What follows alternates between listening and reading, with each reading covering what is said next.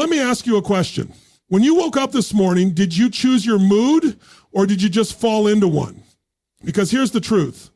Most people wake up, check their phone, see a message they didn't expect, or think about something stressful, and instantly they hand over the keys to their mood. They react instead of decide. They drift instead of direct.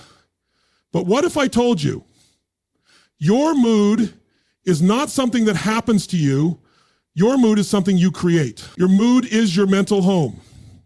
And just like you wouldn't live in a house filled with trash, stress, and clutter, why on earth would you settle for a mind that feels toxic, defeated, or negative? You've got to treat your internal world like sacred ground. And that starts with consciously choosing how you feel. It's not about fake positivity. It isn't about lying to yourself. It's about owning your power to shape your emotional world. It's about recognizing that how you feel isn't just based on your circumstances, but on the meaning you give those circumstances. You see, emotion comes from motion. If you change the way you move, the way you breathe, the way you stand, you will feel different. That's not philosophy, that's neurochemistry. Try this. Stand up, shoulders back, chest up, breathe deep, smile. It doesn't matter if you're in the middle of the worst day of your life, just that shift in your body tells your brain, we're okay, we've got this. That alone can begin to alter your mood. Your physiology controls your psychology. So let's get practical. What are the triggers that shift your mood for the worse? Is it scrolling social media first thing in the morning? Is it spending too much time with energy drainers? Identify those triggers, then interrupt them. Now ask yourself, what are the rituals that would prime a powerful mood? Maybe it's 5 minutes of gratitude. Maybe it's listening to music that lights a fire in your soul. Maybe it's writing down your goals with intensity. Whatever it is, lock it in. Moods don't show up randomly. They're programmed by your habits. When you master your rituals, you master your day. And when you master your day, you master your life. You can't live an extraordinary life with an ordinary mood. You've got to condition your emotional muscles daily, just like your physical ones. And let's be honest, there will be days when life will test you. You'll get knocked down. You'll be exhausted. But even then, you get to decide whether you stay in a suffering state or shift into a resourceful one. Why let the world choose your mood when you were born with the power to create it? So don't wait for a reason to feel good. Be the reason. Don't look for permission to be joyful. Own it. Decide that no matter what happens outside, you control what happens inside. Because life isn't about avoiding the storm. It's about learning to dance in the rain. And it all begins the moment you decide to choose a good mood every day, no matter what. Most people move through life thinking their emotions are automatic responses to the world around them. Something happens and boom, you're angry. You get a compliment and suddenly you feel happy. But the truth is, your mood isn't some mysterious force that shows up uninvited. It's a decision, moment by moment choice you make based on what you focus on, the meaning you assign to things, and how you direct your inner world. When you realize that your mood is within your control, everything changes. You stop being a puppet of circumstance and become the creator of your experience. Imagine this. 2 people wake up to the same rainy morning. One curses the weather, feels sluggish, and complains all day about how everything goes wrong. The other sees the rain as peaceful, uses the time indoors to be productive, and ends the day feeling calm and satisfied. The weather didn't change. What changed was the choice in perception. That shift in interpretation shaped their emotional state. That's what most people never understand. It's not the event that creates your mood. It's the meaning you attach to the event. And meaning is a choice. Now, of course, we've all been conditioned. From childhood, we learn patterns. Maybe you learn that stress means panic, that silence means rejection, that success feels too good to be true. But just because a pattern has been practiced doesn't mean it's permanent. You can interrupt it. You can question it. You can replace it. The moment you catch yourself spiraling into a bad mood, you have the opportunity to stop and ask, what else could this mean? What am I focusing on? What am I choosing to feel right now? That self-awareness is where the shift begins. It's not about pretending everything is fine. It's about choosing the state that best serves you in any situation.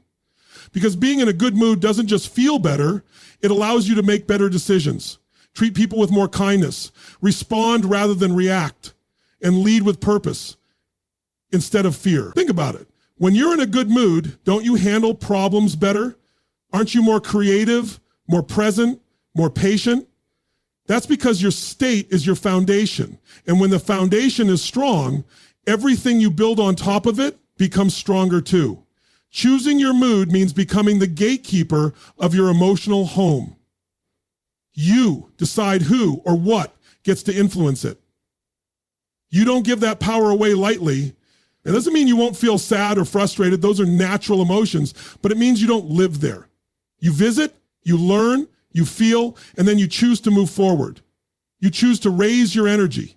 You choose to show up differently. You choose to own your state rather than surrender it.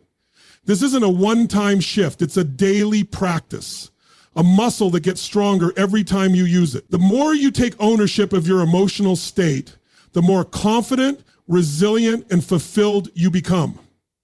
Life will throw challenges your way, but when you've trained yourself to choose a good mood, even when it's hard, you become unstoppable. Because no matter what's going on around you, the real power lies in how you choose to feel within. Your emotional state is not just about how you feel, it's about how you function. When you're in a good mood, you communicate with more clarity, you listen better, and you make decisions from a place of strength rather than fear. That emotional state, that mood you choose, becomes the lens through which you experience everything. If you're in a negative state, everything feels heavier, more frustrating, more difficult. But if you're in an empowered, energized, optimistic state, even the toughest problems seem manageable. That's the power of emotional control.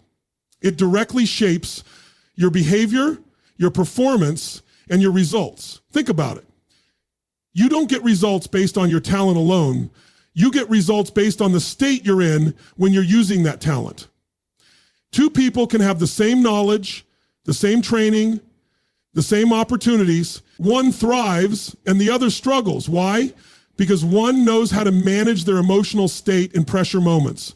The one who chooses calm over panic, focus over distraction, courage over fear, they lead the room, close the deal, make the move. They act from the right place. And the right place always begins with choosing the right mood. Your mood affects how you see people. In a bad state, you might interpret someone's silence as disrespect. In a good state, you might interpret that same silence as reflection or deep thought. The person didn't change, you did. And because of that shift in how you feel, your behavior toward them changes too. You might snap in frustration or speak with patience. That single choice impacts your relationships, your influence, your leadership. The ripple effect is real. One shift in mood can change how your entire day unfolds. And in the long term, it changes your life. What we often forget is that state is contagious. Ever been around someone who walks into the room and suddenly everyone feels more alive, more awake, more inspired? That's not accidental. That's someone who's mastered their emotional state and brings it with them wherever they go. They don't wait for the world to set the tone. They are the tone. They're intentional. And when you're intentional with your emotional energy, you become a thermostat, not a thermometer.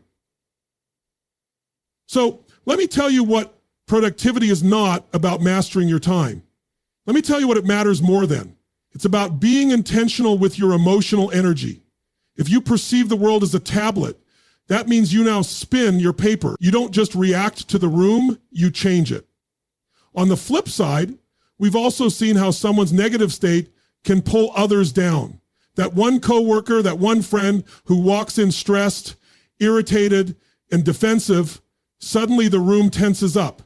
That's what happens when state is unmanaged. It leaks. And it's a reminder that managing your mood isn't just for you. It's for everyone around you. Your family, your team, your clients, your friends, they all feel the impact of your state, whether they realize it or not. You are always influencing, either by design or by default. So what if you made it a standard for yourself that no matter what's happening, you will show up in a state that creates solutions, not problems? What if you trained yourself to feel empowered when others feel helpless? What if your emotional strength became the anchor for others in chaos? Because when you understand that your mood shapes your behavior and your behavior shapes your life, you no longer treat it like an accident, you start treating it like a skill. And skills can be developed. You can train yourself to get into a peak state. You can condition your nervous system to choose gratitude over resentment, presence over distraction, strength over weakness. It's not about being perfect. It's about being committed to choosing better again and again, every single day. When you do that, your actions align with your purpose. Your behavior reflects your best self. And that's how powerful lives are built. Not through luck or chance, but through choosing your state, managing your mood, and directing your destiny. The body is the fastest way to change the mind. It's one of the most overlooked truths about emotional strength. People think they have to wait until they feel better to move better, but it works the other way around. You don't wait for a good mood, you generate it. And one of the fastest, most reliable tools to generate a powerful mood is to shift your physiology, your breath, your posture, your facial expressions. These are the levers that can pull you out of anxiety, stress, frustration, or even depression if you learn to master them consistently. Let's make it practical. Think of a time when you felt strong, confident, and full of life. How were you standing? How were you breathing? What was your energy like? You weren't slouched over, head down with shallow breath. You had presence. You had movement. You were upright, alert, maybe even smiling. That wasn't just a reflection of how you felt. It was a creator of how you felt.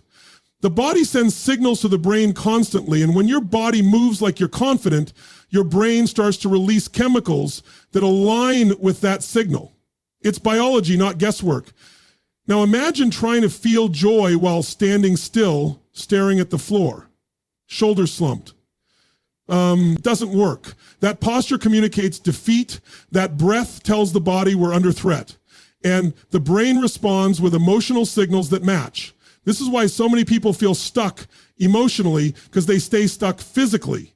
They sit for hours, barely breathe deeply, and wonder why motivation never arrives. But you don't need motivation to move. You need movement to spark motivation. Every emotion has a posture, a movement, a rhythm. Think about excitement. It's fast, loud, upright. Think about sadness. It's slow, low energy, withdrawn. By shifting your body's rhythm, you interrupt the pattern of the emotion. You begin to break the cycle. And if you combine that with intentional focus, like thinking of what you're grateful for or visualizing your goals, your state transforms entirely. It's not magic, it's strategy. This is about using your body as a tool, not just a shell. Breathing is one of the most powerful tools in this process. Most people breathe shallow, especially when under pressure. That tells the nervous system we're not safe. But the moment you take deep, full breaths from the diaphragm, you signal to the body and brain that we are in control. Just 3 or 4 deep breaths can lower cortisol levels and begin to shift your emotional state. It's available to you anywhere, no app, no device, no environment required. Your face is another trigger.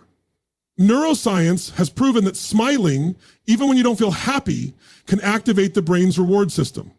So you don't smile because you feel good, you smile to feel good. Movement, breath, and expression are 3 levers you can pull at any moment to take back control of your state. This is not about pretending life is always good. It's about recognizing that when life isn't, you still have tools. You are never powerless because your body is always with you. And your body is a mood generator, a mood amplifier, a mood transformer. But you have to use it with intention. If you want to build emotional strength, train your body, not just for health, but for energy. Use movement to command presence. Use breath to center yourself in chaos. Use posture to declare who you are, even when your circumstances don't reflect it yet. You may not be able to control every thought or external situation, but you can control your physiology. And through that, you take back the power to influence your internal world. The shift doesn't have to take hours. Sometimes it only takes seconds. If you just remember to use what's already yours every day, whether you realize it or not, you are shaping your mood through the small rituals you engage in. From the moment you open your eyes in the morning to the last few thoughts before sleep, you are training your mind and body to expect certain emotions. People often wonder why they feel stuck in negative cycles, why stress or sadness keeps returning, why they struggle to maintain peace or joy. The answer is usually hidden in the rituals, those repeated patterns of thought, action, and focus that slowly become who we are emotionally. Your mood is not created by chance. It is sculpted by repetition. Wake up and check your phone immediately.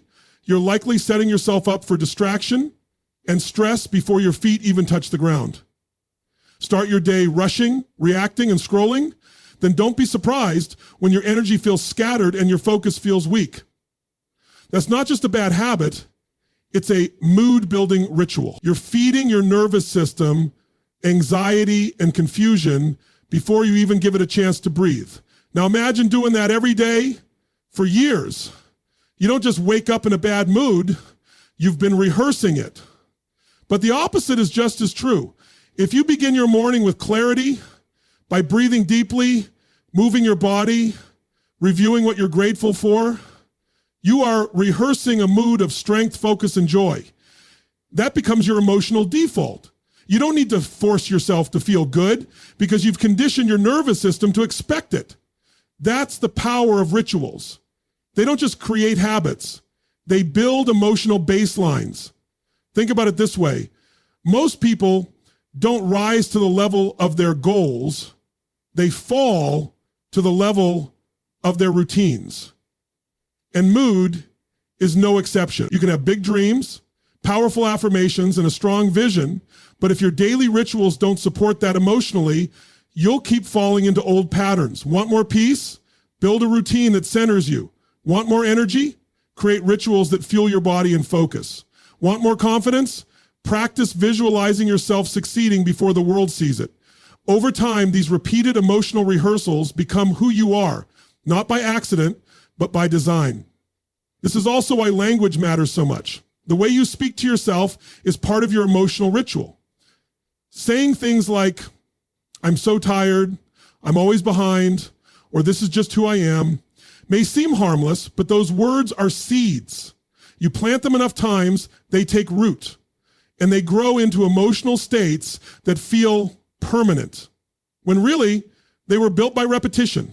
What you say is what you feel, and what you feel is what you become. If you truly want to master your mood, you need to take inventory of your emotional rituals. What are the first thoughts you allow into your mind each morning? What music do you listen to? What people do you surround yourself with? What words do you repeat in your head? These are not random choices. They are rituals. They are shaping your emotional destiny one small moment at a time. The good news is you don't need to overhaul your entire life overnight.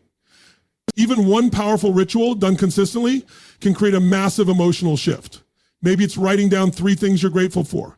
Maybe it's 10 minutes of movement or 5 minutes of silence before you start the day. These small acts send a message to your nervous system. We are in control. We are intentional. We choose how we feel. Your rituals are either training you for chaos or training you for clarity. You are always rehearsing something. The question is, are you rehearsing strength or weakness? Empowerment or anxiety? Joy or resentment? You can't wait for a good mood to arrive. You have to create it daily with purpose and precision. And that creation begins and ends with the rituals you choose to live by.